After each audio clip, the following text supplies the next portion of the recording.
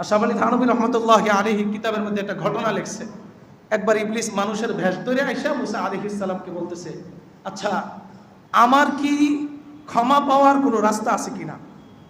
আমার কথা বলে না, ক্ষমা পাওয়ার কি কোনো রাস্তা আছে কিনা, কোনো তরিকা, কোনো রাস্তা, আমার ক্ষমা পাওয়ার কোনো সুরত আছে কিনা? মুসা আলাইহিস সালাম স্বাভাবিকভাবে, নবীদের কাজ হইল উম্মত কোনো প্রশ্ন করলো, কোনো কিছু জানতে চাইলে আগে আল্লাহকে জিজ্ঞেস করে, রবকে, মালিককে জিজ্ঞেস করে, এরপরে মালিকের পক্ষ থেকে ওহীর মাধ্যমে যে উত্তর আসে সেটা উম্মতকে কি জানাইয়া দেয়। ইবলিস কি বলছে? আমার ক্ষমা পাওয়ার কোনো রাস্তা আছে কিনা, কোনো সুরত এখনো বাকি আছে কিনা? মুসা আলাইহিস সালাম বলছেন, ঠিক আছে আমি আল্লাহ তাআলাকে জিজ্ঞেস করে নিই। তো জিজ্ঞেস করে আসছে, আসার পরে বলছে, হ্যাঁ আল্লাহ তাআলা এখনো পর্যন্ত তোমার জন্য ক্ষমা পাওয়ার রাস্তা রাখছে। আর একটু আস্তে করে বলেন। এত অন্যায় করার পরেও আল্লাহ কি রাখছে? ফিরআউন যখন নীল নদে বাহরে কুলজুমের মধ্যে যখন চুবে মারে, যখন চুবে কি মারে, তখন ফিরআউন কিন্তু আল্লাহ তাআলার উপর ঈমান আনছিল, বলছিল রব্বি মুসা ওয়া হারুন, যে মুসা এবং হারুনের যে রব, সেই রবের প্রতি আমি কি আমানতু বিরব্বি মুসা ওয়া হারুন।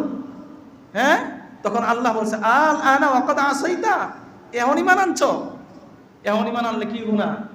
আল্লাহ হইব না। সে বলছিল আমি কি ঈমান আনছিলাম, আমি ঈমান এনেছি। তো মুসা আলাইহিস সালাম বলছেন, হ্যাঁ আল্লাহ তোমার জন্য তওবা করার রাস্তা খুলে রাখছে।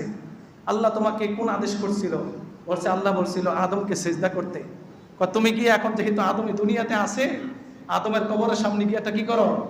সিজদা করো, তাহলে আল্লাহ তোমাকে কি করে দিব? মাফ করে দিব। শয়তান কহ বুঝছি, যেটা আদমরে সিজদা করি না, আর এখন কি কথা কয় না, যেটা আদমরে সিজদা করি না, আর এখন কি মরা আদমরে সিজদা করি, এটা আমার পক্ষে কি না সম্ভব। নাউজুবিল্লাহ বলেন। এটার নাম অহংকারী। এটার নাম কি ভাই? অহংকারী। আল্লাহ রাসূল বলেন উনজুরু ইলা মান আসফালা মিনকুম, যখন ভিতরে অহংকার চলে আসে তখন তোমার নিচে যারা আছে তাদের দিকে তাকাও। ওয়ালা তানজুরু ইলা মান ফাওকাকুম, যারা তোমার উপরে আছে তাদের দিকে তাকানোর দরকার নাই, নিচের দিকে তাকাও। নিচের দিকে তাকাও, আল্লাহ তোমাকে বড় বানাই দেবে। সুবহানাল্লাহ। কোন দিকে তাকাবে? নিচের দিকে তাকাও, তোমার নিচে যারা আছে তাদের দিকে দেখো। তোমার থেকে বহু অসচ্ছল মানুষ দুনিয়ার মধ্যে এখনো আছে, আছে না নাই?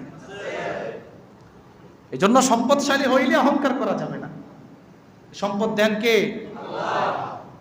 আল্লাহ তাআলা কোরআনের সূরা সাবার মধ্যে বলেন, কুল ইন্না রাব্বি ইয়াবসুতু রিজকা লিমান ইয়াশা ওয়া ইয়াকদির। নবী আপনি বলেন আমার রব যাকে ইচ্ছা তাকে সম্পদশালী করেন, যাকে ইচ্ছা তাকে সম্পদের মালিক বানান, আবার যাকে ইচ্ছা তাকে সম্পদ দেন না। এটা আমার আল্লাহর ইচ্ছা, এটা আমার রবের ইচ্ছা। এখানে কারো কোনো হাত নাই। এমন না যে আপনি বুদ্ধি দিয়া আপনি কোনো কিছু দিয়ে একজনের সম্পদশালী বানাই দিবেন, আল্লাহ যে কোনো মুহূর্তে নিয়ে যাবেন। এই ক্ষমতা কার আছে?